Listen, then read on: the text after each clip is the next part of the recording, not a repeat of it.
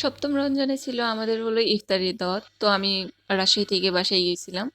তো সেটার ভিডিও আমার ফোনেই ছিলই। না ভিডিও এডিট করাও হয় নাই, আপলোডও দেওয়া হয়নি। তাই ভাবলাম যে আজকে ভয়েস ওভার দিয়ে ভিডিওটা আপলোড করে দিই। তো হ্যালো এভরিওয়ান, আসসালামু আলাইকুম। আমি জান্নাত। আশা করি সবাই ভালো আছেন। আমি আল্লাহর রহমতে ভালো আছি। বলতে গেলে আমি প্রচুর পরিমাণে লেজি। এই ভিডিও এডিট করা, ভিডিও আপলোড দেওয়া, ভয়েস দেওয়া আমার একদমই হয় না।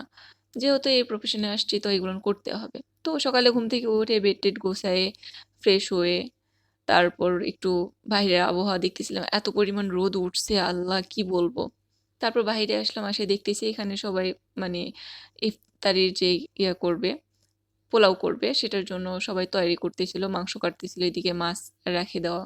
তারপর আমার নানু ভাই এখানে কাজ করতেছিল, ঝাল কাটতেছিল, আদা রসুন এগুলা। তা আমি একটু অসুস্থ ছিলাম, তো আমি বাইরে কাজ টাজ কিছু করি নাই, রুমের ভিতরে আসছি। আমার দ্বারা কেউ কাজ করেও নিচ্ছিল না, কারণ আমি অসুস্থ হয়ে পড়ছিলাম। এই তো আমি কম্বল গায়ে দিয়ে বসে আছি রুমের ভিতর। আসলে প্রচুর প্রচুর পরিমাণে ঠান্ডা লাগছিল আমার, এত পরিমাণে রাতে জ্বর ঠান্ডা কি বলবো। তারপরে আমি একটু অলস টাইপের না, এই জন্য কাজের ভয়ে আর একটু বসেছিলাম। তারপর কি করব, রুমের ভিতরে একা থাকতে থাকতে বোর হয়ে যাচ্ছিলাম। বাইরে এসে দেখি যে এই তো রান্না বান্না শুরু করে দিয়েছে।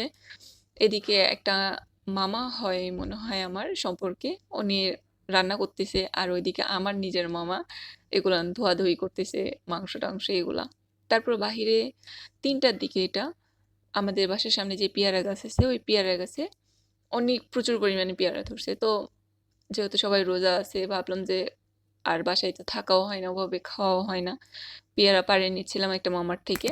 আর আমি এই তো নিচে কুড়াইতেছিলাম যাতে করে মানুষ নিয়ে না যায়। কুড়াই কুড়াই একটা গামলাতে রাখতেছিলাম।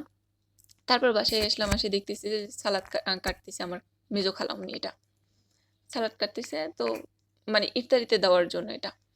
তারপর বাহিরে একটু দেখতে মানে বেলকনি দিয়ে বাহিরে দেখতে দেখতেছি যে বড়ই গাছ, আমাদের যে পুকুর পাড়ের বড়ই গাছটা আছে, ওই বড়ই গাছে প্রচুর পরিমাণে বড়ই ধরছে, টক বড়ই।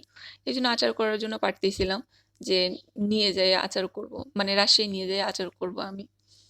তারপর বাসায় আসলাম, আসে দেখতেছি যে রান্না বান্না সমস্ত কমপ্লিট। এখন মানে বাসায় বাসায় যাই দিয়ে আসতেছে, আবার আমাদের এদিকে কি বাসায় বাসায়ও যায়, যায় দিয়ে আসে আবার রুম।